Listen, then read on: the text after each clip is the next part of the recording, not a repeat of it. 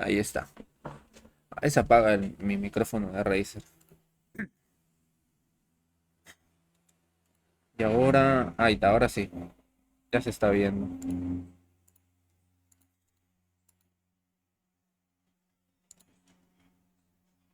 A ver, mostrar mientras está compartiendo. Ya está sonando el micrófono, lo voy a subir un poquito más. Ya, un poquito más. Ah, y ahora sí. Ya. A ver. Eh, bueno, chicos, igualmente como parte de la grabación quería que tomaran en cuenta, para los chicos que están inscritos en la academia, ya les he logrado conseguir este banco de QX de preinternado. Estas preguntas que han salido últimos, su nuevo modelo de QX para catalogar preguntas de más fáciles, intermedias y más difíciles, ¿no? Que lo he estado checando. Igual está interesante porque este nuevo modelo, comparado al anterior, te da un poco más de preguntas. Y igual te sirve para que puedas repasar, ¿no? Ya. Bueno, entonces vamos a empezar con su repaso de endocrinología. Si es que tienen igualmente alguna consulta, alguna pregunta, ¿no? Me avisan.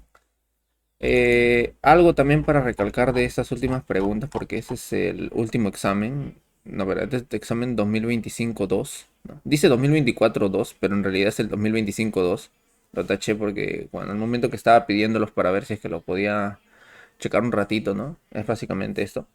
Que los solucionarios, como hubieran visto antes en los anteriores exámenes, te daban, ¿dónde está 2025 uno? Jalar para acá. Como habrán visto en los anteriores resúmenes, o mejor dicho, en los anteriores exámenes, te ponen las alternativas. Ahora solo te están poniendo las claves. Eso es lo que ha cambiado. Pero igual vamos a ir revisando poco a poco, ¿no? O sea, cositas que tienen que conocer sí o sí en endocrinología son todos esos apartados que les he mencionado en el momento que yo hice el repaso. Tiroides, diabetes, dislipidemias, obesidad, glándula suprarrenal e hipófisis, que son los temas más importantes. Ya de ahí los demás vienen como una pregunta, ¿no? No son tan, no son tan relevantes. Y siempre tomen en cuenta las actualizaciones, ¿no? Que, por ejemplo, acá me gusta iniciar con esta pregunta porque te ponen un varón 68 años, tiene diagnóstico de diabetes mellitus 2 desde hace 18 años y obviamente este paciente va a tener complicaciones microvasculares, macrovasculares, ¿no? Inicia con metformina, 1000 miligramos vía oral después del almuerzo y la cena, ¿no? Asociado a linagliptina, a linagliptina, que es diferente a la liraglutide, ¿no? ¿Se acuerdan qué tipo de fármaco era la linagliptina? No. ¿Se acuerdan qué tipo de fármaco era la linagliptina? Que es importante para conocer el tratamiento del paciente y saber qué tipo de atención está llevando.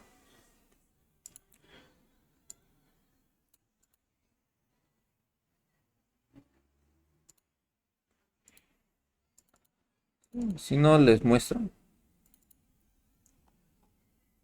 Está acá, hasta el fondo.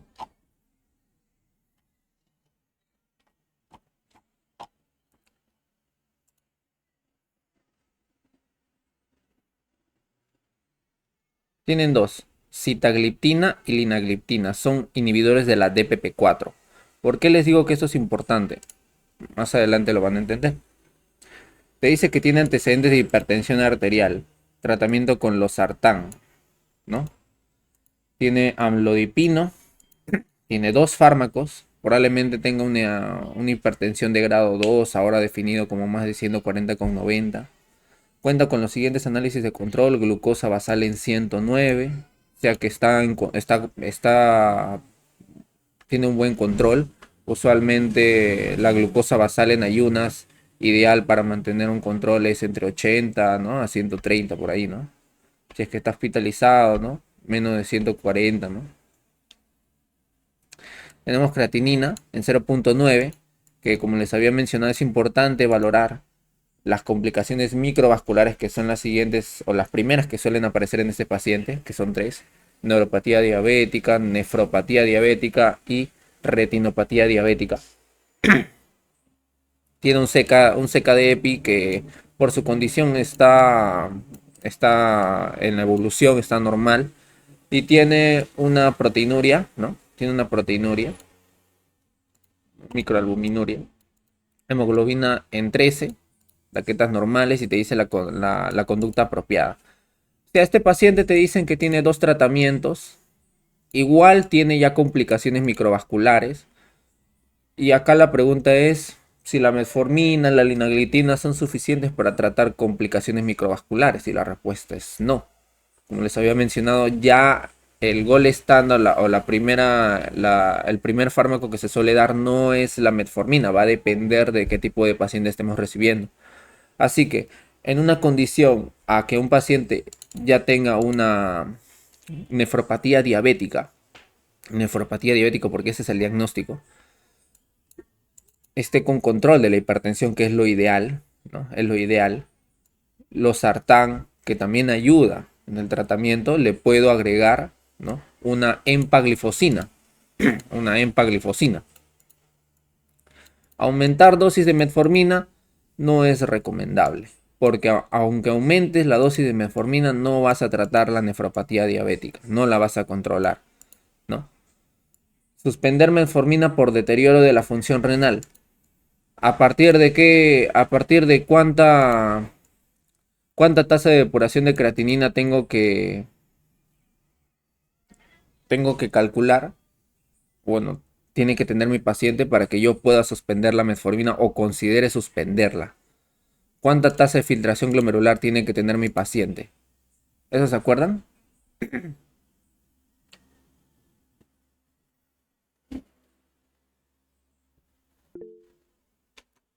Claro, a partir de menos de 30, menos de 20. Es válido. En la metformina, ¿no? En la empaglifosina habrás oído por ahí de que se suspendía a partir de que tenía menos de 20. Ahora la nueva guía 2026 te aclara que si es que el paciente con enfermedad renal crónica tiene buena respuesta a la empaglifosina, ¿no?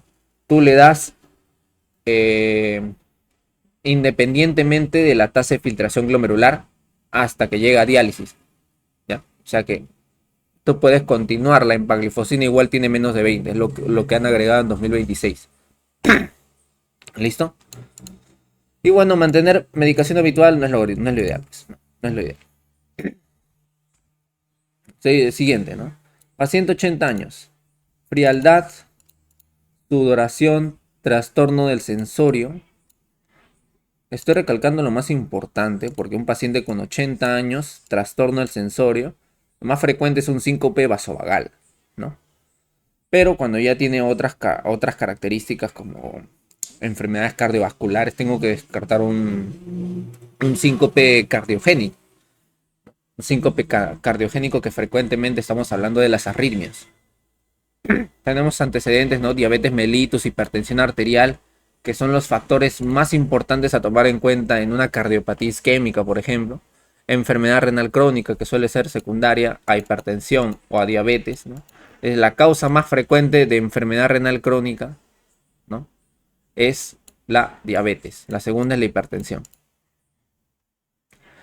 Tiene presión arterial controlada, yo la veo en 120/80, y te dice que tiene diagnóstico, muy probablemente esté recibiendo tratamiento, no te dice cuál, pero está recibiendo tratamiento.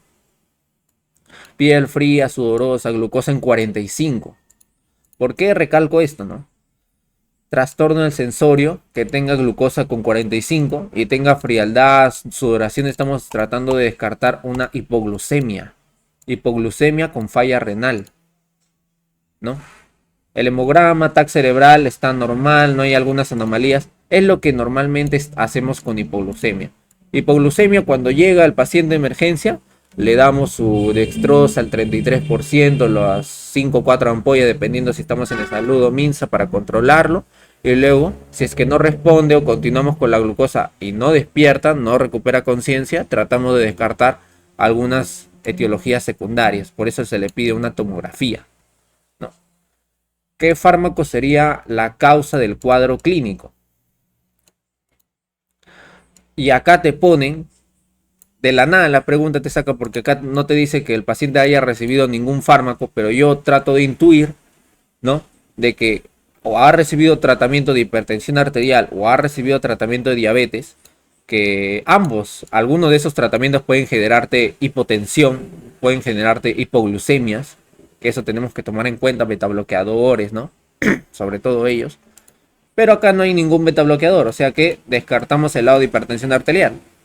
Tenemos diabetes mellitus 2. ¿Cuáles son de los fármacos que frecuentemente te generan hipoglucemias en diabetes mellitus 2? Que eso es pregunta de examen. ¿Se acuerdan, chicos? ¿Cuáles son los fármacos que generalmente hacen hipoglucemia en los pacientes? Ya, en diabetes mellitus 1, ¿no? Cuando ya no te responde a dos antidiabéticos orales, podemos considerar la insulina que te genera hipoglucemias, la regular, la glibenclamida, las sulfonilurias, ¿no? Las sulfonilurias que fueron un problema en la primera generación, la segunda que es la glibenclamida, ¿no? Esto que está acá. Y esta que está acá son las metilglinidas y las sulfonilurias son las que generan más hipoglucemias. En otras referencias puedes ponerle como el fármaco de elección para el diabético pobre, ¿no? Porque está muy barato. Está muy barato. Así que entre estas claves, ¿no? Entre estas claves, pues te quedas con glibenclamida, ¿no? Te quedas con mi glibenclamida. Vas mujer 60 años. Y acá quiero que tengan en cuenta algo importante. Acá quiero que tengan en cuenta algo importante. ¿Qué pasa cuando un paciente que tú consideras que es diabético, ya tiene una glucosa de 720 y tiene baja de peso? ¿Qué es lo que pasa fisiopatológicamente cuando un paciente diabético tiene baja de peso? Porque tenemos dos tipos de diabetes, ¿no? La diabetes por deficiencia de insulina, la tipo 1, y la tipo 2 por resistencia de insulina. Cuando tenemos un paciente, ya sea diabetes mellitus 1 o diabetes mellitus 2, que tenga baja de peso, ¿no? Es porque ya no hay insulina. Ya no hay insulina que se produzca. Porque la insulina se encarga del metabolismo, del crecimiento, etc. Si hay baja de peso es que ya no hay. Con una glucosa de 720 tenemos que descartar, ¿no? Lo que vendría siendo las crisis hiperglucémicas. ¿Y cómo yo descarto una crisis hiperglucémica? Dependiendo de la clínica del paciente. Para yo sospechar de una cetoacidosis diabética, hay criterios con el bicarbonato, hay criterios con el pH, ¿no? Hay criterios con la glucosa, etcétera, ¿no? Que tiene una glucosa de 720, un poquito yendo para estado hiperosmolar, pero tiene un estado, ¿no? Al borde de la acidemia, al borde. Bicarbonato en 18 que está abajo. Por esta condición y por tener una baja de peso, a diferencia del estado hiperosmolar, que es un poco más progresivo, me voy a ir un poco más por la cetoacidosis diabética, como bien mencionó el compañero, ¿no? ¿Cuál es el diagnóstico y cuál es el tratamiento? A ver, te dice cetoacidosis diabética, insulina glargina subcutánea. Esta palabra está mal, ¿ya? Esta palabra está mal. ¿Cuál es la insulina que se utiliza para tratar crisis hiperglucémicas? ¿Se acuerdan? ¿Se acuerdan cuál es la insulina que se utiliza para tratar crisis hiperglucémicas? Eso tienen que conocer para descartar claves. Es importante que conozcan eso. Nosotros, usualmente ambulatoriamente, a pacientes que tengan crisis hiperglucémicas, lo tratamos con insulinas prolongadas. Si es que no te responde, puedo darles algunas rápidas, ultra rápidas, ¿no? Pero la específicamente de crisis hiperglicémicas es la insulina regular, ¿ya? Jamás en la vida tú le vas a dar una glargina subcutánea a un paciente con cetoacidosis diabética, ¿ya? Insuficiencia suprarrenal no estaría en la sospecha del cuadro, porque estos pacientes característicamente tienen todas las hipotensión, letárgicos, los famosos burócratas, hiponatremia, tiene de todo hipo y usualmente es un diagnóstico de descarte, usualmente, a menos que te lo pongan aquí, pero no está hipotenso o no está marcadamente hipotenso, porque un paciente con insuficiencia renal aguda está hipotenso al máximo, así que no es mi primera sospecha. Debut de diabetes mellitus. Insulina cristalina subcutánea. Aquí la palabra subcutánea también está mal. Aquí la insulina se da en infusión, cuando estamos hablando de un debut o una crisis hiperglucémicas. Por descarte, puedes utilizar esta clave que es la D. Yo solo le estoy mencionando cómo en el esquema tú puedes sospechar. Yo digo, lo más probable por baja de peso, una glucosa elevada, estado un poquito acidótico y bicarbonato elevado, pues estamos tratando una cetoacidosis, ¿no? Pero hay que recordar que en el 50% de los casos, las complicaciones o las crisis hiperglicémicas son mixtas, ¿ya? O sea que pueden presentar algo de algo. Solo en término médico hablamos de la separación de la cetoacidosis diabética, ¿no? Con el estado hiperosmolar.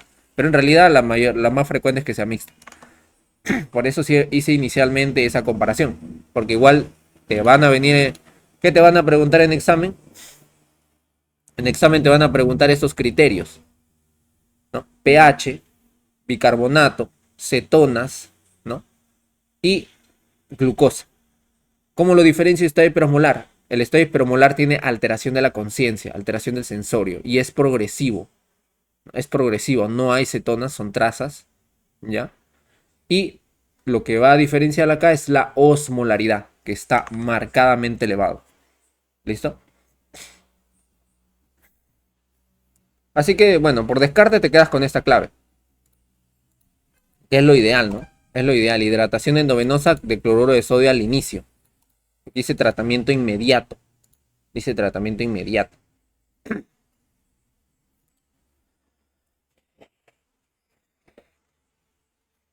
Ya. A ver. Esta es pregunta de tiroides, ¿no? Esta es pregunta de... Digo, de tiroides, que estoy hablando de... ¿Cómo se llama? De hipófisis en el sector de hipogonadismo. Tenemos dos tipos de hipogonadismo, ¿no? Hipogonadismo hipergonadotrófico. El hipergonadotrófico es cuando el problema no está en la hipófisis, no hay una deficiencia en la síntesis, el FSH, la LH está elevadísima, pero la gónada no responde. La gónada no responde. Usualmente estamos hablando en este contexto al síndrome de Turner. El famoso síndrome de Turner donde son chiquitos, etcétera, ¿no? Te ponen un montón de contexto. Pero si no, hay en realidad diversas causas de un hipogonadismo hipergonadotrófico, hasta por insuficiencias, falta de crecimiento, factores que influyen en el crecimiento, diabetes, etcétera. Pero es la primera sospecha, ¿no? O sea, con esto tú vas a iniciar el descarte. ¿Qué es lo que tiene que tener un hipogonadismo hipogonadotrófico? Que el FSH y la LH estén bajas. Eso es lo que va a necesitar para que tú descartes. Porque les voy adelantando que todos tienen la misma clínica. Todos las tienen la misma clínica. Algunos son más altos, algunos son más bajos. La mayoría tiene erecciones matutinas, ginecomastias, infertilidad, ¿no? Incapacidad de erección, etc. Todos tienen la misma clínica, así que nunca mires la clínica. Si tú lo único que vas a tener que mirar en la clínica hasta acá es de, ya, este paciente tiene un problema en las hormonas sexuales. Nada más. ¿Ya? Segundo. Lo segundo que tienes que ver es el volumen testicular. ¿Por qué yo veo el volumen testicular? Porque si el volumen testicular está chiquito, chiquito, es porque el problema no es en la hipófisis, sino es en la gónada, porque está hipotrófica, está atrofiada, ¿no? Me doy a entender. Es lo que pasa, porque hay algunos volúmenes testiculares, ¿no? Que están normales, 20 cc, y ahí no voy a sospechar directamente de un problema de hipogonadismo hipergonadotrófico, sino me voy a sospechar hacia arriba. ¿Listo? Entonces, como acá el volumen testicular está bajo, tengo que descartar un hipogonadismo hipergonadotrófico. Pero, ¿por qué los brazos largos, no? Hay algo que se llama el hábito eunucoide. El hábito eunucoide que sucede en las mujeres que tienen, ¿no? Deficiencia de las hormonas sexuales, sobre todo los estrógenos. Y los estrógenos que se encargan de hacer, se encargan de cerrar, ¿no? Se encargan de cerrar el cartílago de los huesos para que pueda terminar su crecimiento, ¿no? Si es que ya no hay hormonas sexuales, pues el brazo va a crecer hasta donde se le antoje, ¿ya? Eso tienen que tomar en cuenta. ¿Cuándo no pasa esto? En el síndrome de Turner. En el síndrome de Turner, la ausencia del gen X, ¿no? Porque es X0, la ausencia de uno de los dos imposibilita el desarrollo, el crecimiento y por ende estos pacientes tienen talla baja. ¿Ya? Es diferente del síndrome de Turner. En este caso, esta paciente o este paciente tiene un hipogonadismo hipergonadotrófico y probablemente no es Turner. Probablemente no es Turner. Probablemente será Klinefelter, ¿no? Será Klinefelter, muy probablemente. Y cuando yo pongo postpuber y prepuber, con la edad, ya superó la pubertad. Es postpuber. ¿Listo? ¿Me entendieron eso, chicos? Que usualmente las preguntas de hipogonadismo son las más...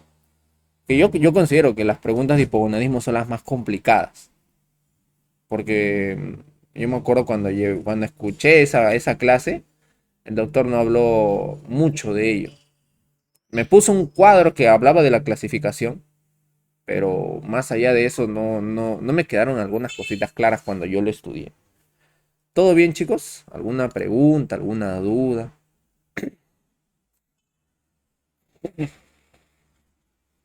Ya. Bueno, si no hay alguna duda, continúa.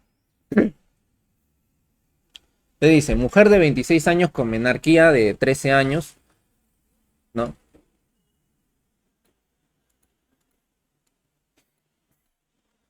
O sea, esta paciente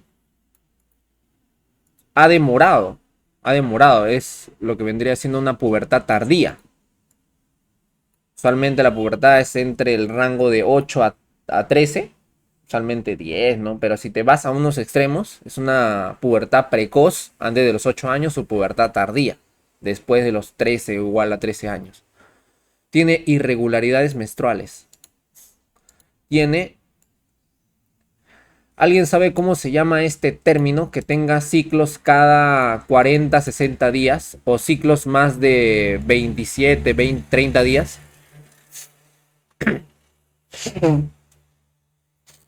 Son la terminología antigua, ¿no? Pero ¿alguien sabe a qué se refiere que tenga ciclos más de 40, 30, 7 días? Mm, ya podrías catalogarlo como amenorrea, pero amenorrea, cuando tú dices amenorrea, es que no hay, ¿no? Después de la primera menstruación ya no vuelve a haber una segunda ni una tercera, pero esta paciente te dice que sí tiene menstruaciones, solo que cada 45 60 días. Hay dos términos, ¿no? La polimenorrea y la oligomenorrea. La polimenorrea es cuando tienes ciclos 20 días más rápidos. Y la oligomenorrea cuando tus ciclos son cada vez más lentos, ¿no? Demoran. Eso tienes que tomar en cuenta. Entonces, una niña anteriormente, porque ahora tiene 26 años, tiene acné facial persistente, hirsutismo, ¿no? Tiene alteraciones en el desarrollo de la pubertad, no ha logrado embarazo tras un año de intentos, ¿ya? Tiene LH y FSH, esta relación que si es que no me dan los rangos, no la saco. Sinceramente no la saco, pero la pregunta está cantada. Ecografía transvaginal donde te muestran ovarios de 12 mililitros y 22 folículos de ovario. Hay dos términos acá. ¿Cómo diferencio un síndrome de ovario poliquístico y un diagnóstico por ecografía de múltiples folículos? La clínica. Tienes clínica más esto en ecografía es síndrome de ovario poliquístico. ¿Y cuál es la fisiopatología del síndrome de ovario poliquístico? Que la paciente, ¿no? Vamos a recordar, y creo que tengo la imagen perfecta, ¿no? Normalmente una mujer tiene alrededor de nacer como 1 a 2 millones de folículos, ¿no? Cuando llega a la pubertad le quedan como 400.000, le quedan muy pocos, ¿no? En el ciclo ovárico, los primeros 14 días, esos folículos van a crecer. Se va a formar la teca, la granulosa, todo lo que quieras. Hasta que llega al folículo terciario. Este desarrollo folicular, este desarrollo folicular, comandado por la FSH. La FSH se encarga en los primeros 14 días de la maduración del folículo. Luego el folículo gana ciertos receptores de FSH y el folículo de Graf termina atrofiando los demás. Para no perderme, les voy a tratar de explicar estos dos que hay acá. ¿Cómo funciona esto? En los primeros 14 días tenemos dos células, las células de la teca y las células de la granulosa. Las células de la teca, ¿no? Las células de la teca agarran la grasa que tenemos y lo convierten en andrógenos.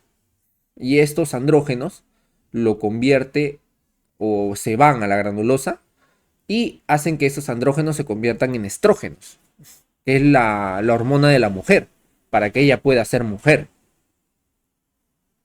Esto pasaría normalmente en un ciclo en los primeros 14 días y hasta el día 14, mira cómo el estrógeno se va subiendo. Porque toda la grasa que tenía se convirtió en estrógeno al final. ¿Qué pasó en el síndrome de ovario poliquístico o qué pasó acá? Deficiencia de estrógenos. Sí, en simples palabras, nunca se formó estos estrógenos. ¿Por qué, Piero? Porque hay una hiperfunción en la teca que sobrepasó a la granulosa, que la mujer, en vez de sintetizar completamente estrógenos, empezó a sintetizar de forma anómala los andrógenos. ¿Ya? ¿Y esto por qué sucede? Les había mencionado que el desarrollo folicular ocurre por estímulos ¿de quién? De la FSH. Ahí está su piquito. Si es que hay déficit de pulsos lentos, entre paréntesis FSH, no va a haber un desarrollo correcto de los folículos y se van a quedar todos los folículos sintetizando andrógenos por respuesta de la LH. Eso se le dice hiperfunción de la teca. La hiperfunción de la teca que genera hiperandrogenismo. El hiperandrogenismo que genera ginecomastia, hirsutismo, aparición del vello púbico, la oligomenorrea, retrasa el ciclo menstrual. Es todo lo que pasa acá. ¿No? Es todo lo que pasa acá. ¿Y por qué te explico todo esto? Porque te va a venir en examen. Como te va a venir en examen, te lo explico. Entonces, ¿qué ocurre acá? Hay una disminución del LH y aumento de FSH, eso es falso. Hay una disminución de los pulsos lentos, entre paréntesis FSH. Esta clave está mal. Hay una ausencia de GnRH pulsátil, ese es el hipotálamo. Eso es falso, el problema no está en el hipotálamo. El problema no está en el hipotálamo. Hay una deficiencia de secreción de andrógenos. Esto es falso. No hay una deficiencia de secreción de andrógeno. Todo lo contrario, los andrógenos están disparados. hay un aumento de LH, recordando, ¿no? Hay un aumento de LH de los que la teca, hiperfunción de la teca, más LH para que puedan responder, aumento de LH, ¿no? Resistencia a insulina. Características clínicas del síndrome de ovario poliquístico es resistencia a la insulina. Desarrolla. La clave, la D. ¿Me entendieron eso, chicos? Esa preguntita. Realmente también es un poquito complicada, ¿no? Ya, perfecto. Pregunta número 6. Una persona que presenta carcinoma medular de tiroides y feocromocitoma, ya cuando tienes estos dos, ¿de qué tipo de neoplasia endocrina múltiple están sospechando? ¿La tipo 1 o la tipo 2? Hay dos tipos de neoplasia endocrina múltiple, tipo 1, tipo 2, tipo 2A, tipo 2B, ¿no? Para que lo diferencien, la 2A, la 2A tiene hiperparatiroidismo y la 2B tiene problema neuronal. O sea, que si es que la siguiente palabra que te van a dar es un problema paratiroideo, entonces nos vamos por una 2A. Sencillo, así sencillo. Esta pregunta era para que se haga en 12 segundos. Lo digo porque yo me acuerdo cuando di mi primer examen de endocrinología, el examen duró 20 minutos. Tenía un minuto por pregunta, ¿no? Si es que conoces así la historia de cada paciente, ¿no? Es la idea, ¿no? No, no te pierdes, es imposible que te pierdas, porque las preguntas, todas las preguntas, si has visto el banqueo, son iguales. Hasta ahorita no he visto ningún cambio en las preguntas son iguales. Cambian la forma en que te preguntan, pero la moraleja permanece. Te permanece el objetivo de la pregunta, que es transmitirte cierta información. Te dicen acá, tratamiento de dislipidemia. ¿Qué es importante evaluar en la dislipidemia?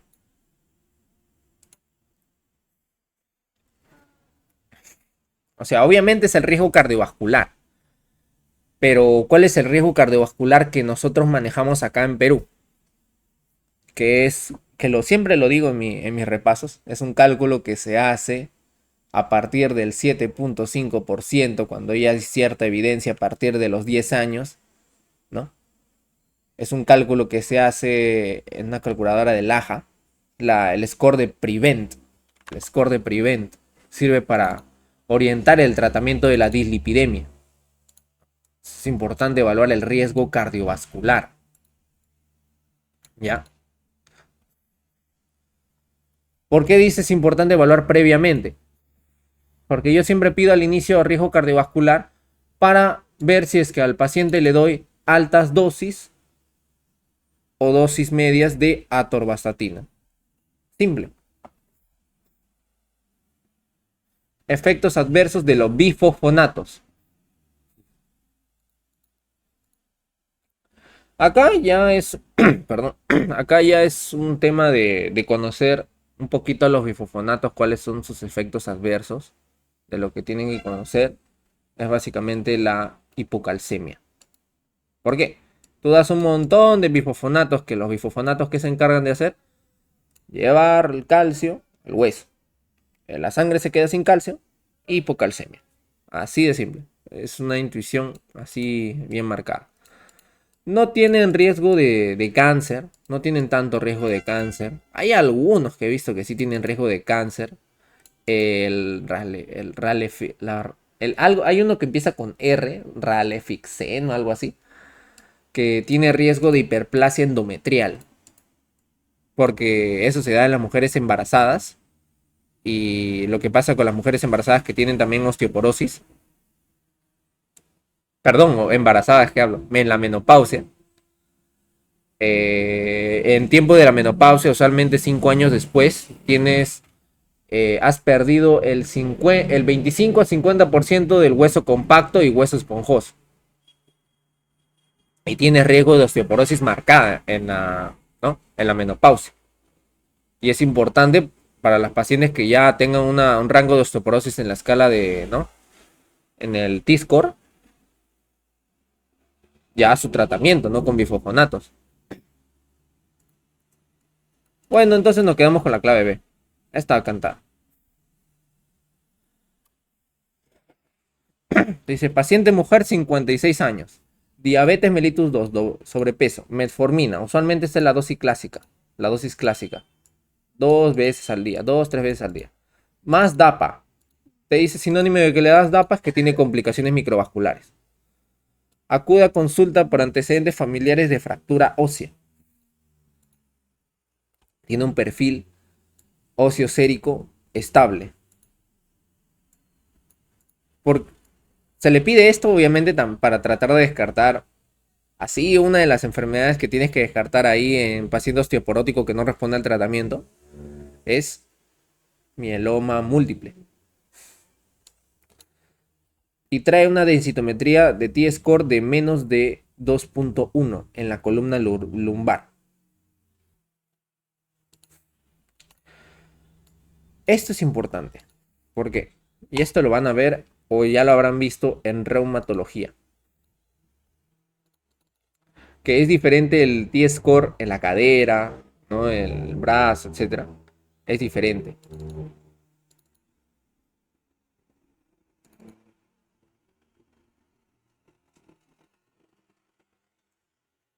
Entonces, que tengo acá en la mano mi resumen. Acá está. Tengo estos tipos de clasificación de riesgo. Bajo riesgo, pacientes en rango de osteopenia, en -1 a 2.5 lo clásico. Aquí lo que voy a hacer, calcio más vitamina D, que no han tenido fracturas previas. Y su FRAX. FRAX es para calcular el riesgo de fracturas. Es menos de 20%, no es bajo riesgo, no hay problema acá. Segundo, paciente con criterio de bajo riesgo, pero añade factor de riesgo adicional, ¿no? O sea, fracturas, etc. O bueno, evidencias de lesiones. Alto riesgo, quien tiene un T-score menos de menos 2.5, que ya está ahí en rango de osteoporosis. Y acá hay que diferenciar dos cosas.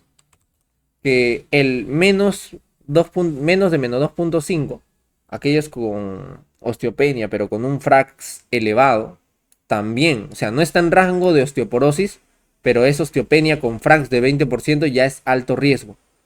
O 3%, más de 3% de la cadera. De la cadera. Te pueden preguntar así, de la cadera. Y cuando ya es menos de menos 3, ya es muy alto riesgo. Ya es muy alto riesgo. Un FRAX más del 30% o más de 4% en la cadera y que ha sufrido fracturas en los últimos 12 meses. ¿Por qué les aclaro todo esto? ¿Por qué se los menciono? Porque de aquí viene el tratamiento, pues, ¿no? De aquí viene el tratamiento. Usualmente ya cuando tienen osteoporosis o osteopenia con riesgo de FRAX más del 20%, necesitan bifosfonatos. A partir de riesgo alto, bifosfonatos. Antes no es lo ideal. ¿Ya? Y denosumab en muy alto riesgo y falla renal. ¿Listo? A ver, a ver. Ya, eso es importante, pues si es que te mencionan el FRAX. ¿Ya? Si es que te mencionan el FRAX. Este paciente, este paciente con su T-score es osteoporosis o es osteopenia? Menos 2.1. Osteoporosis o osteopenia. Claro, osteopenia. Te dicen así de frente, ¿cuál es el tratamiento de osteopenia? La mayoría de las respuestas son depende. Depende de qué, de su FRAX. Si su FRAX es más del 20%, pues yo le voy a dar, ¿no?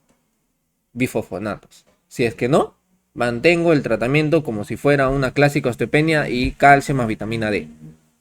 ¿Listo? Se debe iniciar solo suplemento. Depende. Requiere un control de la densitometría y una evaluación de riesgo FRAX el próximo año. Voy a esperar el próximo año para hacerle un riesgo de FRAX que lo puedo hacer en ese mismo momento. porque ya tengo el T-score. ¿Se retira la dapaglifosina? Tampoco. ¿Se debe iniciar tratamiento por osteoporosis según la evaluación de riesgo de Frax? Y aquí la clave es cuál de todas es la más completa. Si la más completa es la A, pues marcas la A. ¿Listo? Dice pregunta 10. Paciente mujer de 38 años de edad acude por consultorio externo con un tiempo de enfermedad de 4 meses, caracterizado por tristeza, soledad, la habilidad emocional, usualmente cosas que, si es que estamos en endocrinología, yo pensaría hipotiroidismo, palpitaciones por momentos, baja de peso. También cuando te dicen baja de peso ya puede ser hipertiroidismo, fatiga, cansancio, deposiciones frecuentes, ¿ya? Te dice que ha recibido terapia de hiperfunción de yodo, ¿ya? Que usualmente es para tratamiento de hipertiroidismo. ¿Qué exámenes sería conveniente solicitarles prioritariamente? Cuando tú tienes un hipertiroidismo que es marcado, ¿no? Que es marcado por el contexto de... Tienes tres etiologías, ¿no? Dependiendo del grupo etario. Enfermedad de Graves, adenoma tóxico y bocio multinodular tóxico o enfermedad de Plummer. Tienes esas tres, hipercaptante, allá pues yo le voy a dar su tratamiento para hipertiroidismo si es que no me responde a las tionamidas o al año, no me responde, ya pues tratamiento quirúrgico o tratamiento con yodo radiactivo. Le saco, termina la tiroides. Complicaciones, va a estar hipotiroideo. Y yo como monitoreo el hipotiroidismo con TSH y T4. Ecografía de tiroides se pide cuando encuentras masas, sospechas, palpas masas. Gamografía de tiroides para saber si es hipercaptante.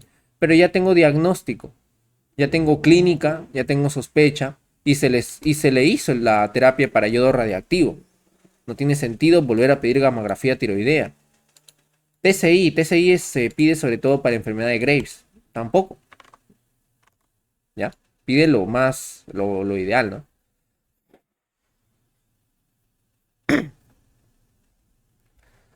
A ver. Paciente mujer, 88 años. Tiene enfermedad de 10 días.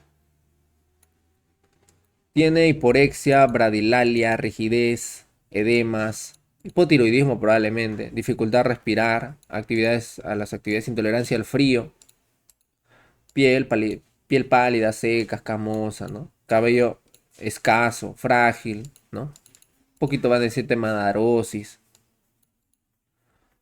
Eh, frecuencia cardíaca baja, temperatura baja, análisis de laboratorio, TSH. En un hipotiroidismo, ¿qué me importa que la TSH esté? La TSH tiene que estar elevada o baja en el hipotiroidismo.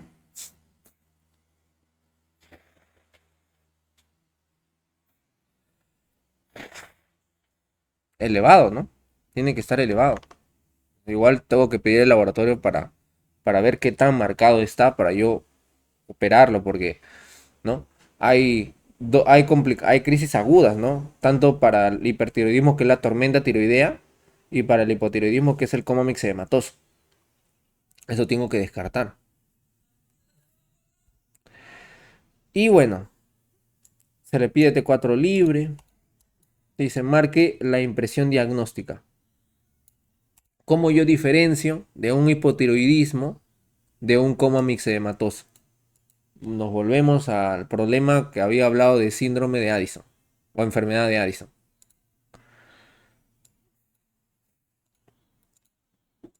Hipotensión. Siempre busquen hipotensión, porque la hipotensión son signos probables de inestabilidad hemodinámica. ¿Ya? Así que necesitan visualizar eso de primera mano. Y así descartas fácilmente, ¿no? Un coma mixedematoso de un hipertiroidismo tranquilo.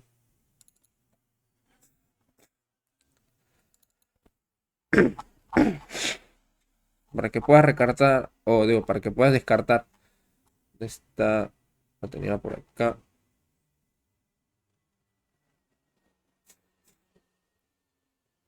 Acá está. Estatus mental bajo, hipotermia, mixedema, hipoventilación, hipotensión, bradicardia. Todo eso tienes que descartar. Y en el hipertiroidismo es una fiebre elevada, ¿no? Espérate. Ujú. Acá está. Fiebre elevada, taquicardia, agitación, delirio. Eso siempre tienes que tomar en cuenta. Así que, ¿qué descartas? La C. Sobre las alteraciones hormonales que suceden en el adulto mayor, marque la que no corresponde. Testosterona total disminuida, el adulto mayor. A ver. Eh, parecía ya. La testosterona normal a partir de los 40, 50 años empiezan a disminuir. Así que eso está bien. ¿Ya? La prolactina, como parte de, mejor dicho, el control hipofisiario, la mayoría de esas hormonas empiezan a disminuir. ¿Ya? Empiezan a disminuir. El crecimiento también. La melatonina, que es una variante para lo que vendría siendo, ¿dónde está? Solo en, ¿en qué patología, se eleva la melanina en el ámbito tiroideo? Digo, sí, no, espera. En el ámbito de la glándula suprarrenal.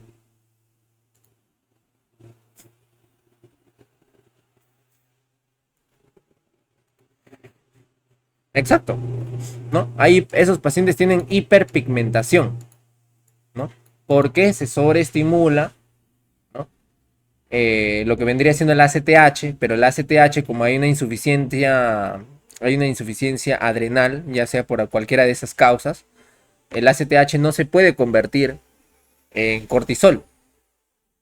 Entonces se va a una vía accesoria, ¿no? Y hace una vía cerca de la propia melanocortina, la POMC, y eleva la melatonina, que es una condición de Addison. Una condición del envejecimiento es que todo baje, o la mayoría de las cosas bajen. Así que eso tenías que tomar en cuenta.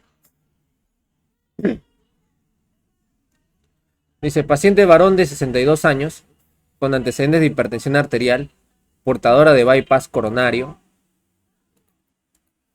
Bypass, o sea que tuvo síndrome coronario crónico, tuvo alta indicación de operación, se le hizo su bypass, ¿no? Y acude por haber presentado mareos, caídas, al examen físico presenta un IMC de 30, obesidad marcada, probablemente aterosclerosis,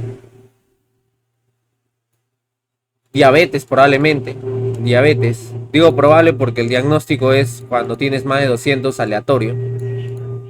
Creatinina, hemoglobina glicosilada en 8.5. Te dicen, ¿qué tratamiento recomendaría para el paciente? Con lo que tengo acá, directamente un diagnóstico de diabetes no podría hacer. Podría sospechar si es que le vuelvo a tomar la glucosa y está elevada. ¿Ya? Pero ya se ha demostrado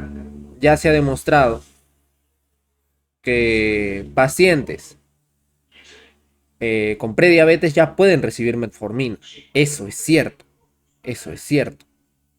Ahora, entre insulina, que insulina lo descartan porque en la vida le voy a dar insulina a un paciente que ni siquiera tiene probable diagnóstico de diabetes. Solo cambio de estilo de vida no es lo suficiente porque ya tiene clínicas, ya tiene clínica. Tiene obesidad. ¿Y qué otra cosa tiene? Problema coronario. Entre darle una dapaglifosina o una metformina, ¿cuál te va a ayudar con el problema coronario? La dapaglifosina, ¿sí o no? O sea que yo me voy a ir por la B.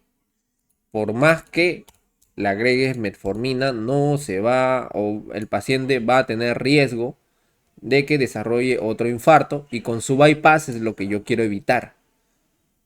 Por eso le doy esto. Listo. De ahí hay otra pregunta. Paciente con artritis reumatoidea.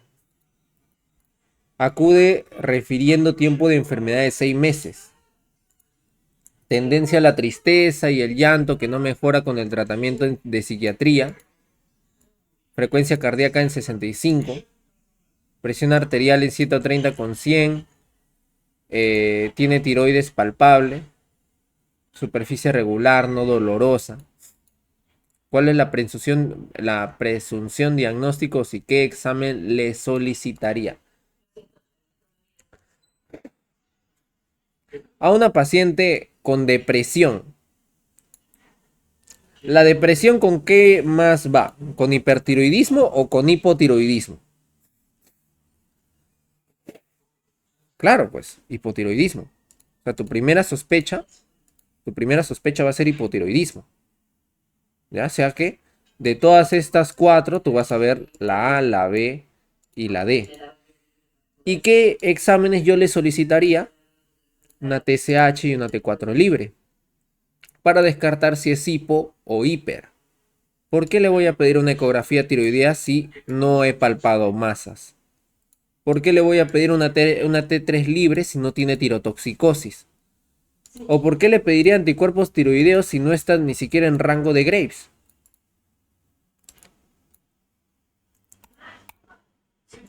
La respuesta sale por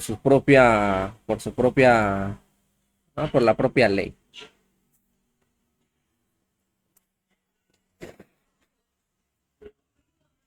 Paciente de 80 años, natural de Cusco. Acude a consulta por sensación de aumento de volumen regional cervical anterior. Se palpa bocio multinodular. Con palpación de nódulo predominantemente en el lóbulo tiroideo derecho. Si tiene bocio multinodular, que tiene un nódulo, tiene un montón de cosas ya. Ya probablemente eso es hipercaptante. ¿Ya? 96 latidos por minuto, TSH bajísima, suprimida, aclaran de que tiene el paciente hipertiroidismo. Aclaran de que tiene hipertiroidismo. Pero, porque en el examen, en la rutina, yo solicito exámenes para confirmar ciertas cosas, porque ¿qué es lo que sigue después de un nódulo hipercaptante? Acá en Perú, lo que sigue es el radioyodo. Acá la pregunta es, ¿dónde exactamente le voy a poner un radioyodo a un paciente si es lo único que sé es que el paciente tiene un nódulo predominante en el lóbulo tiroideo derecho y se palpa bocio multinodular, tiene múltiples nódulos? Yo para hacer el radioyodo tengo que saber dónde están exactamente los nódulos hipercaptantes. O sea que le voy a pedir una imagen gammagrafía de tiroides con captación de yodo. Así tienen que pensar en las preguntas, chicos. Así tienen que pensar. ¿Dónde está?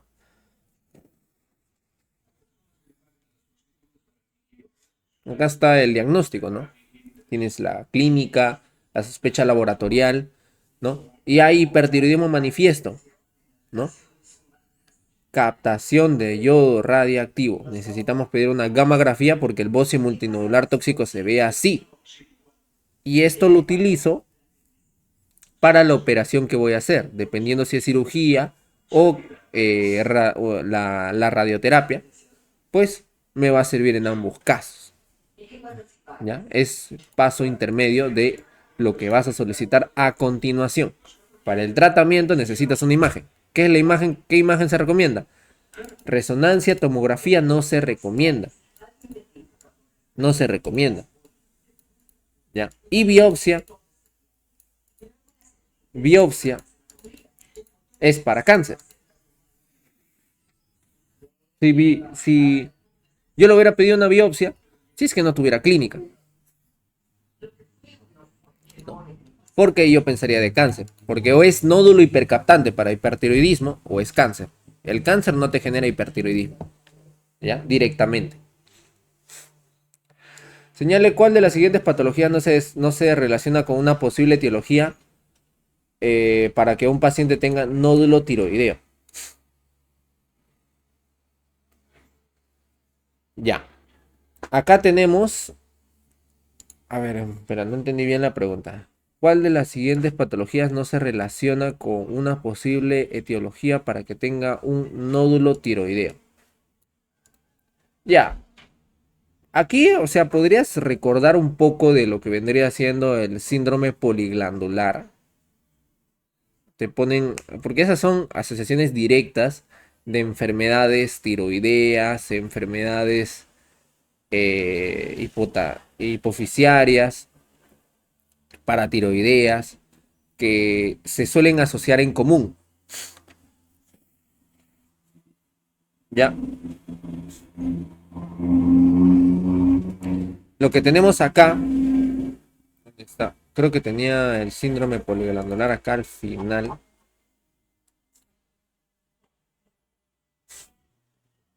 Acá está. Yo tengo varias sospechas de que hay varias combinaciones de enfermedades que pueden aparecer a lo largo de una patología tiroidea hasta por una masita. Que esa masita, ese nódulo puede ser hipercaptante, estamos hablando de hipertiroidismo. ¿Qué patologías están asociadas? La diabetes, candidiasis mucocutánea, hipoparatiroidismo, enfermedad tiroidea autoinmune, diabetes, etcétera.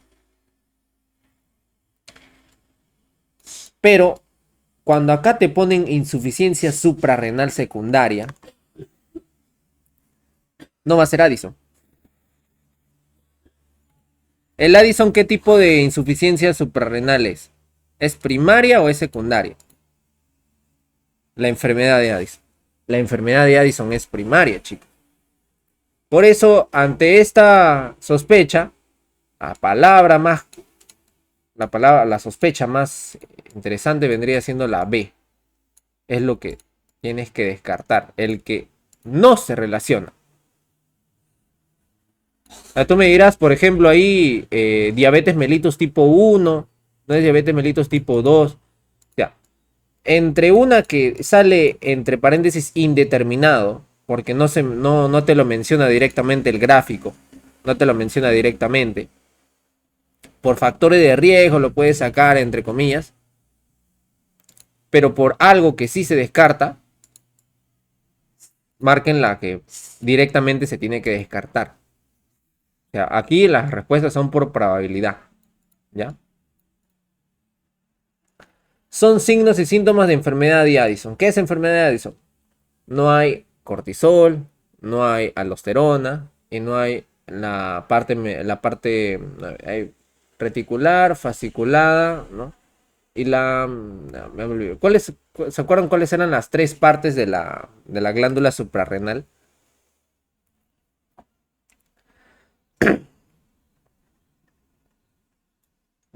Glomerular, fasciculada y reticular. Ya me acordé. Ya, por si no por si querían recordar. Ahí hay tres tipos de hormonas. Bueno, hay tres rangos o tres estirpes de hormonas que van por la enfermedad de Addison. Vamos a tener que descartar. Obviamente, hiponatremia está a la par.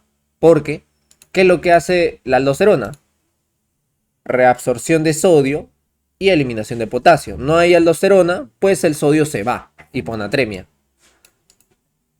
Hipocalcemia. Estos pacientes usualmente, o sea, son burócratas, así, me quedo con la palabra burócratas, no porque quiera, es que así QX de tantas veces que he estudiado ese tema, me ha quedado la palabra de burócratas. Estos pacientes son hipotensos y por ende paran cansados, todo eso, ¿no? Ya. También hay marcada hipoglucemia por esto, ¿ya? Cuando asocias cansancio, asocias a dos cosas. No hay cortisol No hay cortisol necesario para mantener la tensión de las arterias y por ende hay hipotensión marcada y hipoglucemia. Hipoglucemia. Hipocalcemia no tiene nada que ver esas tres hormonas. Solo la vitamina D, la paratormona, ¿no? Y la calcitonina tienen que ver directamente con la regulación del calcio, pero no las hormonas de la glándula suprarrenal, ¿ya? Eso tomen en cuenta. Y la hiperpigmentación, que ya hemos estado hablando bastante de ello, de la elevación del ACTH que se deriva a una variante de su síntesis, que es la propia melanocortina o la POMC, que se encarga de sintetizar melanina y hace hiperpigmentación de la piel. La clave B. Corresponde principal a un síndrome poliglandular autoinmune tipo 2. Ya hemos hablado de esto. Addison, diabetes autoinmune, enfermedad tiroidea autoinmune. Listo. Esto ya era para que lo descartes de frente. ¿Por qué? Porque miastenia gravis no está en ninguna. Candidiasis está en tipo 1. ¿Ya? Alopecia no está entre las enfermedades marcadas o las más principales.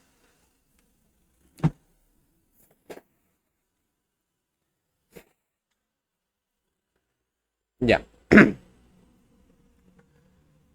Acá hay que diferenciar que te suelen preguntar sobre todo las pruebas para que tú evalúes un síndrome de Cushing o para que tú evalúes lo que vendría siendo una enfermedad de Addison, ¿ya?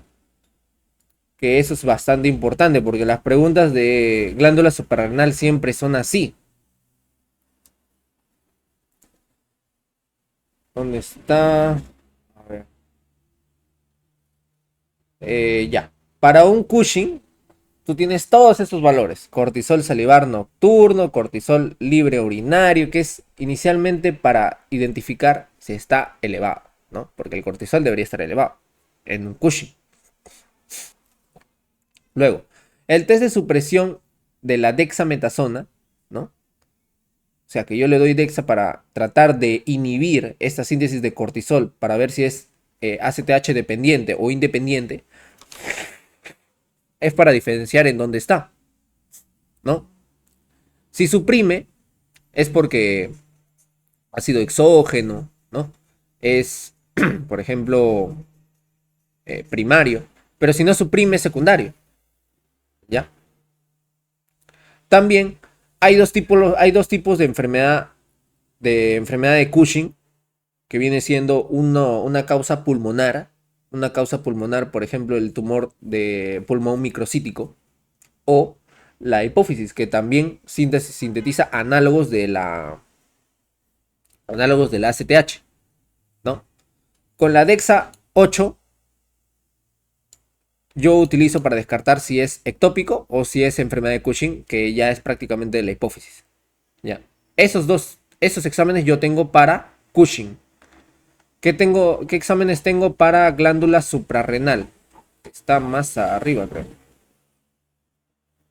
El test de hipoglucemia insulínica, que yo personalmente no estoy de acuerdo con este examen, pero es lo que es en emergencia. ¿Qué es lo que le hacen con este examen? Con este examen yo le doy insulina para inducir una hipoglucemia y el cortisol se debería elevar. Pero si es que tiene Addison, yo le doy insulina, lo voy a matar. O bueno, por eso se hace administrando así de forma rápida para que ya tengas su antídoto y de frente le subas, ¿no? Pero eso es algo que se hace en emergencia.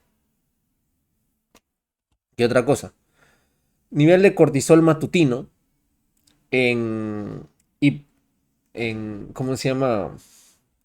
En insuficiencia suprarrenal, en vez de hacer las dosis con Dexa, de frente calculamos el nivel del ACTH, que es más conveniente acá. O test de estimulación con ACTH, que es para ver si es primario o secundario, ¿no? Porque si es primario, la ACTH ¿cómo va a estar? Elevada. Y si es secundario, va a estar bajo. Esos exámenes tienen. O sea, de hipercortisolismo, en simples palabras, ¿cuál es la que no se usa? Es esta.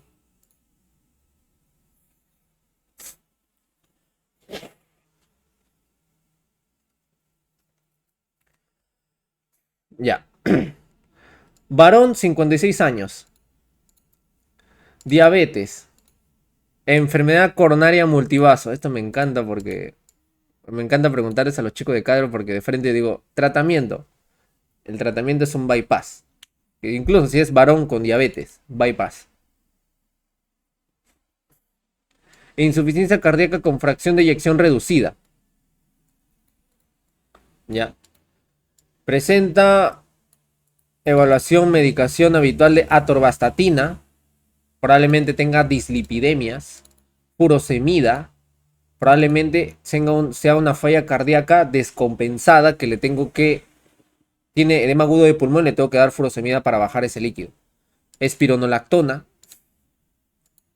que también puede ser tratamiento para hipertensión arterial. ¿Por qué lo digo? Porque tiene carvedilol, tiene losartán, tiene betabloc, tiene losartán y tiene clopidogrel. Recuerden, cuando tiene tres tratamientos antihipertensivos, probablemente, ¿por qué? Porque tenga una hipertensión arterial secundaria o resistente, que es cuando no responde a 3 fármacos o cuando responde a 4 fármacos. Ya, eso tomar en cuenta. Tiene diabetes y hipertensión, probablemente. Ambas. Acá ignoren su presión arterial porque obviamente es su presión arterial con todos estos fármacos. Obviamente va a estar baja. Solo le digo lo que tienen que sospechar. Tasa de filtrado glomerular en 46. Por la diabetes no es sorpresa. Péptido natriurético atrial, elevadísimo. Por la falla cardíaca tampoco es sorpresa. Pero estamos en un examen de endocrinología. ¿Qué examen, o bueno, qué tratamiento le faltaría? Tiene atorvastatina, furosemida, espironolactona, carvedilol, losartán. Obviamente lo estoy matando por tanto fármaco. Pero, ¿qué fármaco le faltaría para controlar la diabetes y complicaciones cardíacas? Sí, de frente. Como falla cardíaca. Tienes paciente con diabetes y falla cardíaca. ¿Qué tratamiento das de primera elección? ISGLT2. Exacto. ¿Por qué no liraglutide? ¿Qué tú vas a priorizar?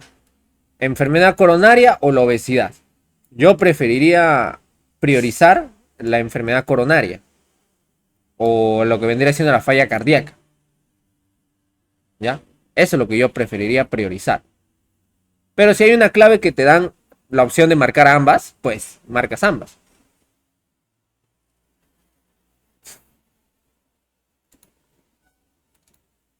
Bueno, chicos, ¿qué tal? ¿El examen cómo lo ven? ¿Fácil, difícil, complicado?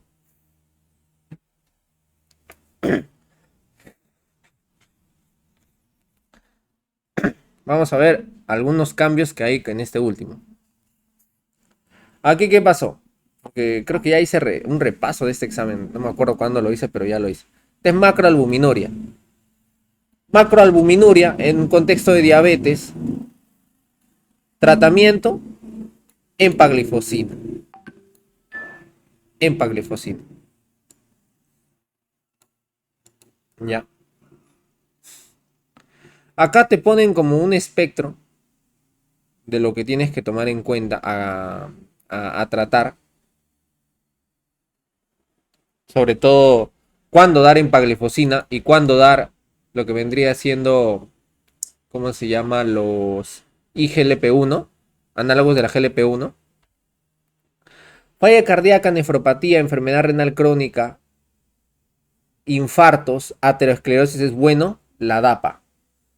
Para enfermedad coronaria activa, aguda, es bueno los análogos de la GLP-1. Para obesidad es bueno la GLP-1. Para estatosis hepática es bueno la GLP-1. ¿Ya? Tienes todo eso.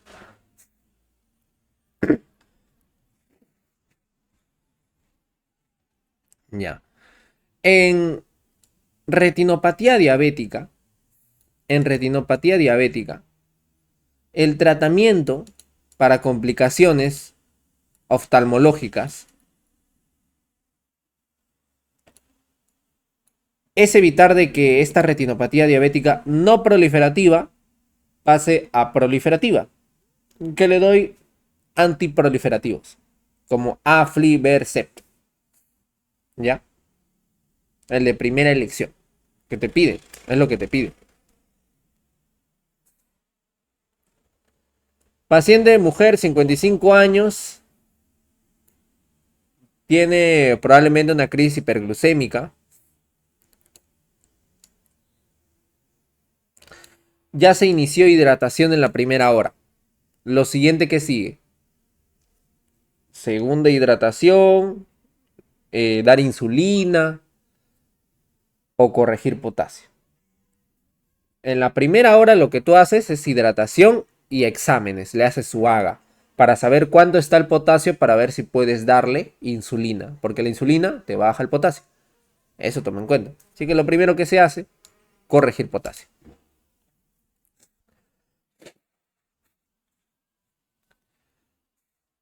Acá el paciente es un paciente con hipoglucemia. Te dice cuál de todos estos fármacos se usaría o cuál es el fármaco responsable, ¿no? De los que ha usado.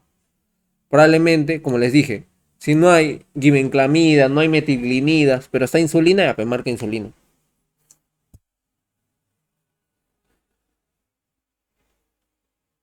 No es un criterio de diagnóstico del estado hiperosmolar no cetósico. Beta hidroxibutirato. Claro, pues chicos, el beta hidroxibutirato es la cetona, ¿no? Más frecuente, en el 70%, que se libera en sangre en un estado cetósico, ¿no? ¿Cuáles son los tres tipos de cetona? Beta hidroxibutirato, acetato y acetona. ¿Ya? ¿Qué dice? Paciente que hipertiroidismo, le hizo su radiocaptación de yodo. Ya, pues qué examen le voy a pedir para ver si tiene hipotiroidismo TSH4 libre, ¿no?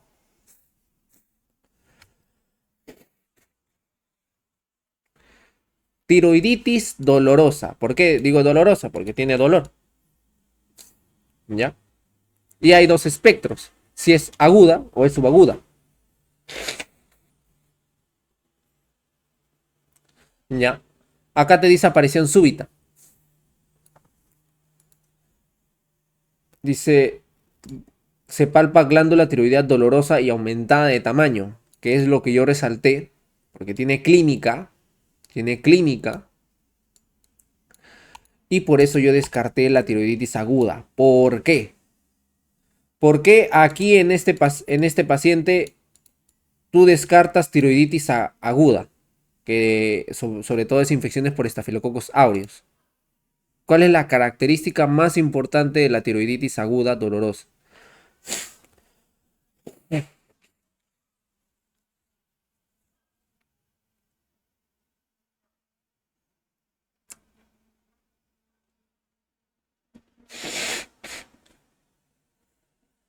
Y eso está, por ejemplo, lo pueden ver en QXMedic, ¿no?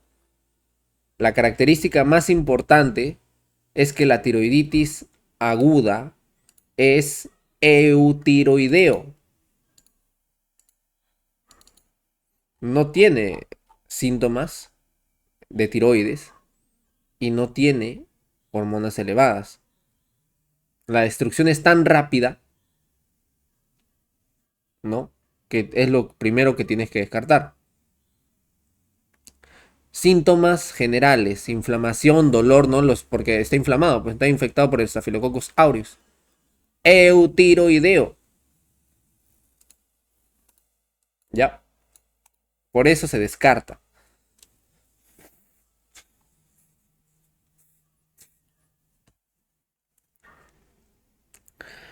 ¿Qué otra cosa? Paciente con síndrome metabólico, hígado graso, presenta testosterona total en rango límite. Cuando obviamente tienes esos contextos que la testosterona está mal.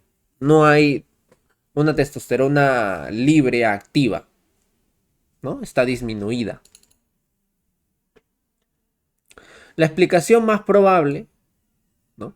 La resistencia insulínica, Sí, es importante en un paciente de 45 años. No puedo, paciente de 45 años, envejecimiento no puede ser la clave. Paciente con 45 años, obesidad, síndrome metabólico, hígado graso, tiene que tener algo en cuenta en la resistencia insulínica, que es lo mismo que decir prediabetes.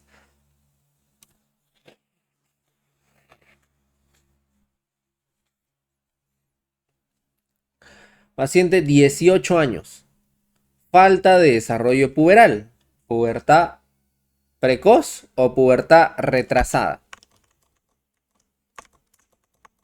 Pubertad precoz o pubertad retrasada. Les digo porque va a venir en examen, tienen que conocer esos términos. Dice, paciente 18 años, consulta por falta de desarrollo puberal. ¿Pubertad precoz o pubertad retrasada?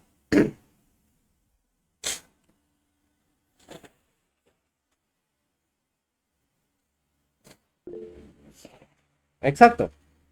La pubertad retrasada es cuando no desarrollas las características después de los 13 años. Ya tiene 18. Pubertad retrasada. No presenta vello axilar, facial, ni desarrollo completo del pene y testículos pequeños. Lo mismo que les digo. Tengo que ver esto de acá. Tengo que ver esto de acá. ¿Por qué? Primero los exámenes de laboratorio. ¿Qué me dicen? Porque acá dice testículos pequeños. Ya, acá dice testículos pequeños. Pero testículos pequeños no es sinónimo de hipogonadismo hipergonadotrófico. No es sinónimo. Porque en el mismo desarrollo puberal, por la misma incapacidad de tener un desarrollo puberal, pueden estar pequeños. O sea, por eso resalté esto y resalté esto. Porque el laboratorio manda testosterona baja, o sea, vamos a ver la FSH, como hay testosterona baja, si es hipogonadismo hipogonadotrófico, o sea, es secundario, el problema está en el hipotálamo, la FSH debe estar baja. Y si está baja, o sea que es un hipogonadismo hipogonadotrófico. El hipogonadismo hipogonadotrófico más frecuente asociado a anosmia desde la infancia es síndrome de Kallmann. Te dice, característica del síndrome de Kallmann que frecuentemente encuentras en estos pacientes y es consulta de sospecha en neonatología, holoprosencefalia. ¿No? Por ahí habrán visto que en la embriología hay divisiones del prosencéfalo, mesencéfalo, ¿no? Para hacer la división de los hemisferios, ¿no? ¿Qué es holoprosencefalia? Pues no se divide, se queda ahí. Retraso. Síndrome de Kallmann. ¿Me entendieron eso, chicos? ¿Alguna duda, alguna preguntita? Ya, perfecto.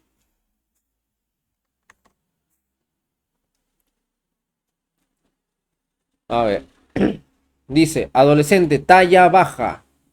Talla baja. Yo cuando veo talla baja, al toque tengo que descartar si es mujer, Turner. Amenorrea primaria. O sea que nunca hubo menarquía. Nunca hubo menarquía. Ya.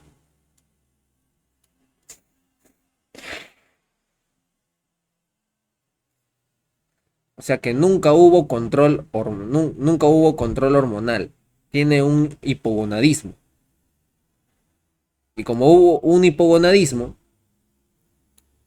tengo que irme por laboratorio. Estradiol bajo. Hipogonadismo. Hipergonadotrófico o hipogonadotrófico, chicos. Si la FSH y LH están elevadas, es hipergonadotrófico o hipogonadotrófico.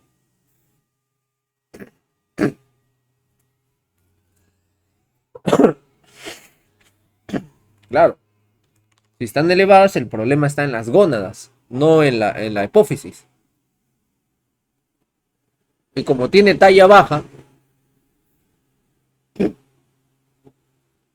tengo que descartar Turner. Obviamente su cariotipo, por ahí tiene cuello alado, tórax en escudo. Poner así las complicaciones que tiene el Turner. El Turner tiene muchas complicaciones cardiovasculares.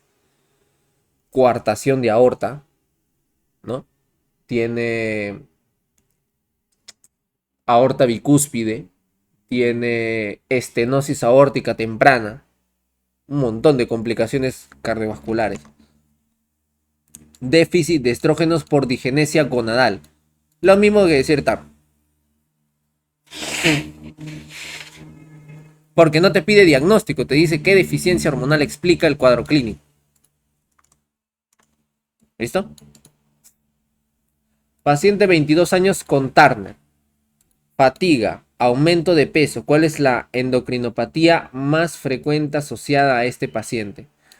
Una cosa es decir complicaciones cardiovasculares y otra cosa es decir endocrinopatías. Turner más frecuentemente se asocia con tiroiditis de Hashimoto. Tiroiditis de Hashimoto, tiroiditis autoinmune. ¿Ya? Mujer, 45 años. No síntomas sistémicos. Tiene un aumento de volumen cervical, que es frecuentemente en la enfermedad de Plummer, que es bocio multinodular tóxico. Tóxico. Ya, le estoy diciendo definiciones.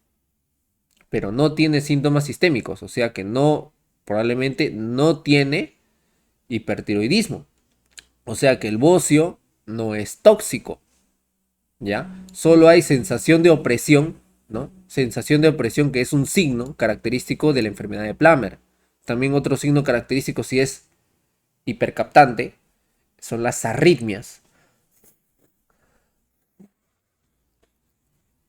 Y si te preguntan, chicos, pregunta pregunta general, ¿cuál es la arritmia más frecuente de hospitalización?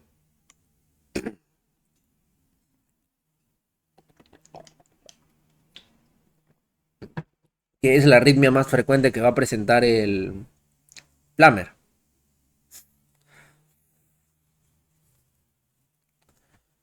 Ahí anótenla, que eso lo habrá mencionado en cardiología por ahí. La fibrilación auricular. ¿Ya?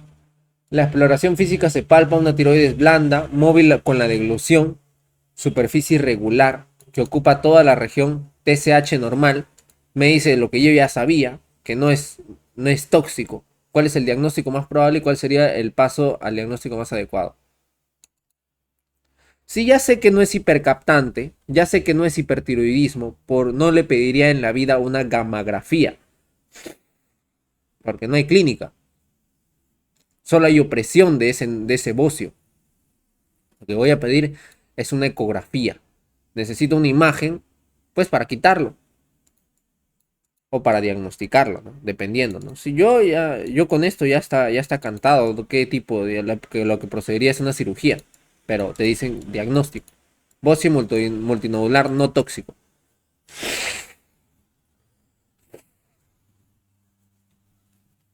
Lo mismo acá. Cuando tiene nódulo y el nódulo no tiene clínica, es probable que sea cáncer, porque la TSH es normal. En la indicación para biopsia por aspiración fina, que obviamente voy a determinar con la ecografía, ¿qué voy a determinar? Si el nódulo presenta características sospechosas de malignidad en la ecografía. No me necesitaban decir de que es sospechas de malignidad. La clave es la C. Causas de enfermedad de Addison, excepto adenoma hipofisiario, es benigno, no te causa Addison. Signos de enfermedad de Addison, hipocalemia, excepto. Recuerden, recuerden que la enfermedad de Addison tiene características que probablemente son 4 alternativas. ¿Qué te habrán puesto? Hipoglucemia, hiponatremia, hipotensión, hipocalemia. ¿Qué es lo que tiene la enfermedad de Addison? Hipercalemia. ¿Listo? Hipercortisolismo, lo mismo, es solo está elevado, o sea que hay hipernatremia e hipocalemia. Son pruebas para elevar el hipercortisolismo. Ahí, ¿qué es lo que yo evalúo? cortisol salival, urinario, el test de dexametasona. El test de estimulación de STH es para hipo. Cáncer medular. De frente es una neoplasia endocrina múltiple tipo 2. ¿Qué tengo que ver para ver si es 2A o 2B? Si tiene problema de paratiroides o tiene problema cerebral. Tiene neuromas. Problema 2B. Listo. ¿Cómo determino o cómo diagnostico una osteoporosis muy alto riesgo? Ya les dije. T-score menor a -3, menor a -3, o con un riesgo de FRAX mayor a 30%, ¿no? O con un score de FRAX más de 4% en la cadera. Tiene -3.4. Te dice cuál de todos estos pacientes, que probablemente los otros pacientes ya sabes cómo descartarlos, ya está cantado. Señale lo incorrecto del síndrome de Sheehan. ¿Qué es el síndrome de Sheehan, chicos? ¿Qué es el síndrome de Sheehan? Es importante que también lo sepan.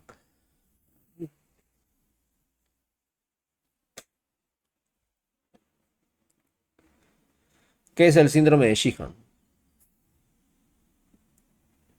Infarto hipofisiario postparto, ¿no?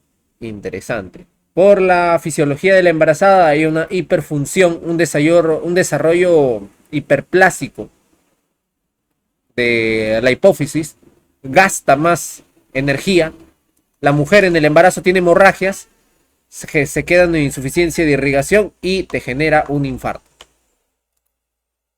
¿Listo? Eso necesitan saber, chicos. ¿Y por qué es importante la enfermedad de Sheehan? ¿Cuál es cuál es el síntoma que tiene Sheehan que no tiene una insuficiencia hipofisiaria?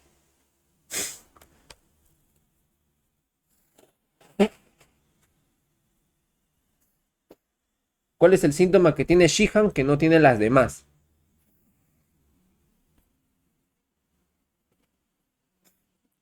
¿Qué pasa con la embarazada? Algo le pasa a la embarazada. No puede lactar. Exacto. Exacto, chicos. ¿Ven? Así salen cantadas las preguntas. ¿Y por qué solo es diagnosticado Sheehan en mujeres? Porque la hipoprolactinemia en un varón no te hace nada. O sea, el tema de la síntesis de leche en el varón no existe. Así que es imposible diagnosticar eso en un varón. ¿Listo?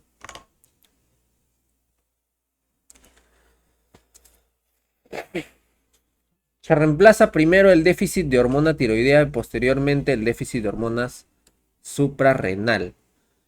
Esto es completamente falso.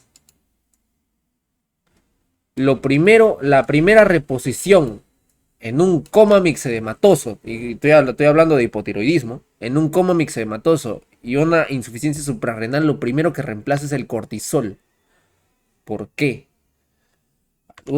Hay tres teorías, ¿no? La primera teoría me dice, Piero, porque el síndrome poliglandular se asocia a la insuficiencia suprarrenal con patología tiroidea.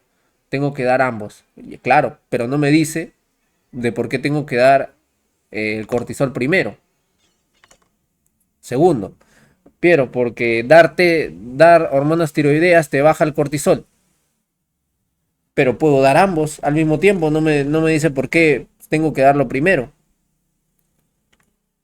Y tercero, porque cuando el paciente está con una hipotensión marcada, cualquier descompensación hormonal que tenga una insuficiencia de cortisol, o sea, una hipotensión que es refractaria a la fluidoterapia, es que incluso con ionotrópicos va a ser difícil devolver esa hipotensión, que es lo que mata al paciente. Porque esos pacientes sintetizan cortisol, sí, pero no el suficiente para mantener el tono vascular. Por eso, la primera medida de emergencia es la recuperación del tono vascular. Por eso yo le doy primero, corrijo el déficit del cortisol y luego corrijo el déficit de la hormona tiroidea, porque yo primero corrijo el déficit de cortisol, primero corrijo el déficit de tiroides y el paciente ya se murió porque tenía una hipotensión marcada que no me sirvió de nada reponer tiroides. Así tiene que pensar. Así tienen que pensar, chicos.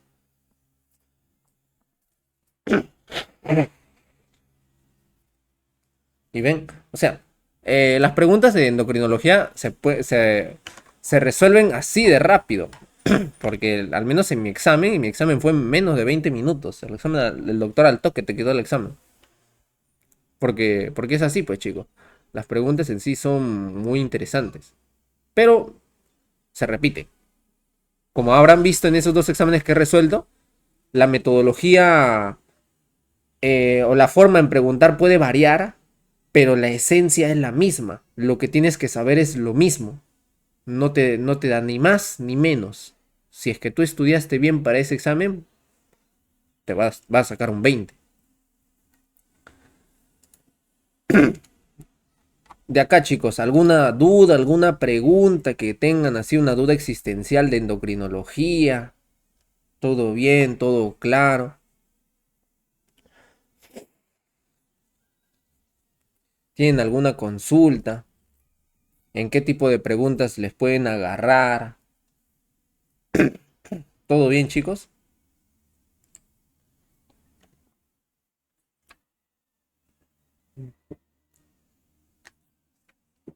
¿Qué tal se sienten preparados para el examen de endocrinología?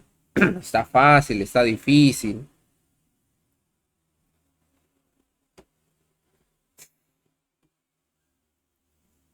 De nada, Nicole.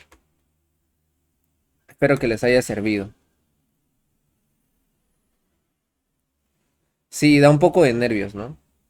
Da un poco de nervios. Porque ese me acuerdo que fue mi primer examen que resolví en menos de 20 minutos. Obligado, pues no tenía que terminarlo.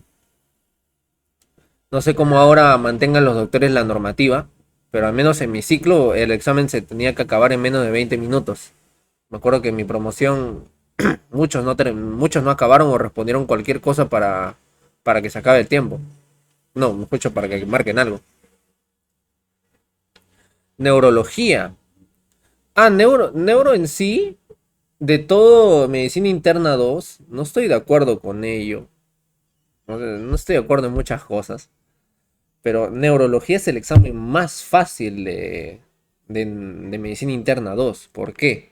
Porque es el examen que tiene más banqueo. Y es lo que no estoy de acuerdo. Porque neurología en sí es un curso difícil. Pero la mayoría saca 18, 17 porque viene 17 fijas de banqueo. Si es que tú ves y agarras el banqueo, vas a ver que se repiten las mismas preguntas. Eh, y también que las teorías, ojalá no pasen su ciclo, ojalá. Porque yo siempre valoro cuando un doctor así te enseña cositas sobre algoritmos de tratamiento, te habla de la enfermedad en un panorama bastante interesante, te amplía estudios.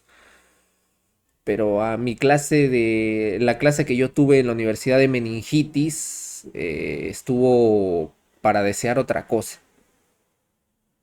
Pero ya bueno, espero que lo hayan mejorado, ¿no? O sea, porque a mí me gusta hablar sin filtros. Me gusta ser sincero en las cosas. En ese aspecto, pues sí, yo recomiendo que en sus clases de neurología igual estudien para salud, estudien para ENAM, estudien ACV, estudien meningitis, que son los temas más bonitos que van a ver en neurología. Son bien bonitos, pero necesitan conocer que el examen de neuro es ni siquiera, ¿cómo decir? Cuando lo di estuve asustado, pues, ¿no? Estuve asustado porque pensé que iba a venir cosas, preguntas nuevas, pero vino lo mismo y me desilusioné. Traten de llevar cada rotación que ustedes pasen, chicos, en el ciclo, aprovechenlo, estudien todo lo que puedan de esa patología, porque no va a haber otro momento en realidad en el cual puedan verlo en su máximo esplendor. Aprovechen sus rotaciones, lo que les recomiendo así para la mayoría de sus segmentos, porque como me pongo en sus zapatos, Y ahora cuando van a llegar 2 años después al internado o antes del internado que se están preparando muchos para el examen de salud, van a estar así como lo contra el tiempo. O sea, estar contra el tiempo, por ejemplo, yo estoy a un año de, estoy a ni un año, estoy a 8 meses de mi examen de salud. Estoy, entre comillas, contra el tiempo para que yo pueda prepararme y demás. O sea, contra el tiempo, sí llego a acabar, sí llego a acabar. ¿Cómo se llama? Pero hay personas que lo dejan todo hasta el final y es imposible estudiar todo desde cero en vacaciones, ¿no? Que es lo que yo hice, porque yo en vacaciones aproveché para estudiar todos los cursos, absolutamente todos en 3 meses, los acabé, pero es porque yo ya tenía cancha. Si es que tú lo haces desde cero, yo no empecé desde cero. Yo tenía resúmenes, así como ven todo lo que yo hago de resúmenes y demás. Complemento, amplío, agrego cosas de ambos, etcétera. Yo no lo hice esto desde el inicio de este año, ¿no? Yo lo iba haciendo año tras año, así agregando, agregando, agregando.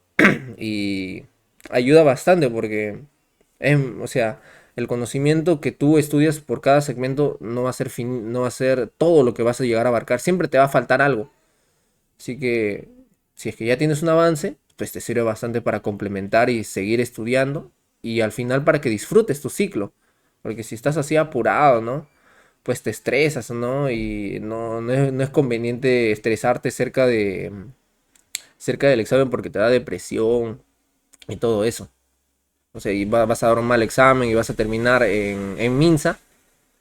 Y en Minsa ahí te patean. En Minsa te patean duro. ¿Sí, Camila? Una pregunta por ahí, creo. Ah, ya, no, no hay problema. Ya bueno, chicos. Igual no les quito más de su tiempo. Espero que les haya gustado el repaso del día de hoy. Veo que ya no tienen ninguna otra consulta con respecto al segmento de endocrinología. Traté de hacerlo lo más conciso posible. Y bueno, no, me encantaría verlos en otra oportunidad, ¿no? Pero, su gusto, quería hacer sí o sí este repaso. Incluso ahorita estoy medio ronco. Estoy hasta ahorita tosiendo, realmente estoy mal. Pero no quería que se pierdan este repaso porque es importante para ustedes. Y bueno, voy a tratar de subirlo lo más rápido posible, pero probablemente esté subido en la noche. Así que los que ustedes están acá conectados y están viéndolo, lo mejor, para que ustedes puedan conocer todo así en vivo y en directo y no se pierdan nada, porque probablemente la grabación la suba tarde, ¿ya? Así que bueno, nada chicos, espero que les haya gustado y nos vemos en la siguiente repaso. Muchas gracias chicos.